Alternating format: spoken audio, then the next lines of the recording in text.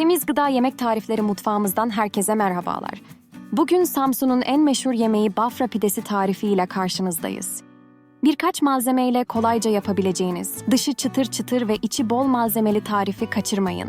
Dilerseniz yapılışına hemen başlayalım. Öncelikle pidemizin hamurunu hazırlayalım. 1 kilo atalık buğday unumuza 1 tatlı kaşığı tuz ve 620 gram su ilave edelim. Kıvama gelinceye kadar güzelce hamurumuzu yoğuralım. Yumuşak bir hamur elde edeceğiz. Hamurumuz hazır, şimdi iç harcı için 4 adet soğanı doğrayalım. Soğanlarımızı yemeklik doğradıktan sonra 500 gram kıymamızı geniş bir tavada suyunu çektirene kadar sürekli karıştırarak kavuralım. Kıymayı kavururken kaşık yardımıyla bu şekilde ezerek iyice parçalanmasını sağlayalım. Kıymamızı yeterince kavurduk, şimdi 4 çay kaşığı karabiber, 2 çay kaşığı kaya tuzu ve doğradığımız soğanları ilave edip 3 dakika boyunca sürekli karıştırarak kavurmaya devam edelim. 3 dakikadan daha fazla kavurursanız soğanınız sulanır. Eğer 3 dakikadan daha az kavurursanız bu sefer de soğanlar çok diri kalır. Bu sebeple bu süreye çok dikkat edelim. Soğanlarımızı kavurduk, şimdi ocağın altını kapatalım ve tereyağımızı ilave edip şöyle bir karıştırıp iç harcımızı ağzı açık olacak şekilde dinlenmeye bırakalım. Ardından 5 dakikada bir mutlaka karıştıralım ki soğanlar eşit oranda yumuşasın. 5-6 kere bu şekilde karıştırmamız yeterli olacaktır. Borcam tepsimizi oda sıcaklığında tereyağı ile güzelce yağlayalım. Hamurumuzdan kopardığımız 80 gramlık bezeleri oklava yardımıyla açalım.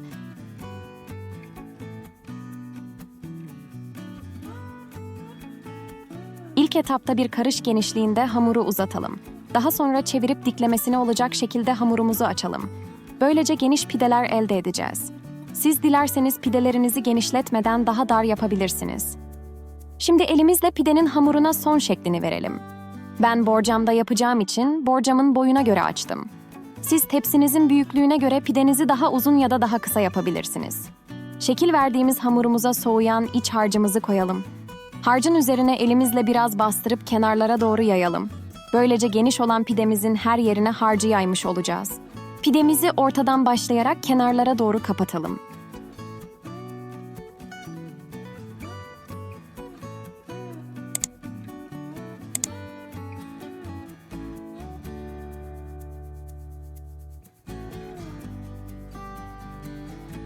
Hazır olan pidelerimizi yağladığımız borcama dizelim. Tepsimizi fırının tabanına değecek şekilde yerleştirelim. 300 derecede 13 dakika boyunca üzeri güzelce kızarıncaya kadar kontrollü şekilde pişirelim. Tepsiyi fırın tabanına koymamız sayesinde pidelerimizin hem altı hem de üstü gerçekten çok güzel kızardı.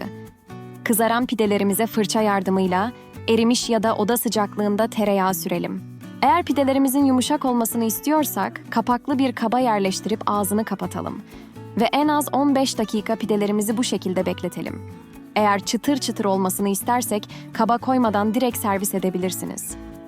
Çıtır çıtır adeta ye beni diyen meşhur Bafra pidemiz hazır. İster ana yemek olarak ister çay saatlerinde zevkle tüketebilirsiniz. Dışarıdakileri aratmayan kıvamda ve oldukça lezzetli bir tarif. Umarım sizler de dener ve beğenirsiniz.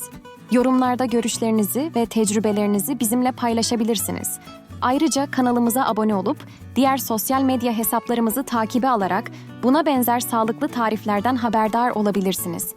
Tarifte kullanılan doğal malzemelerle ilgili bilgileri açıklama kısmında bulabilirsiniz. Videoya vakit ayırıp sonuna kadar izlediğiniz için teşekkürler. Hoşça kalın, sağlıklı kalın.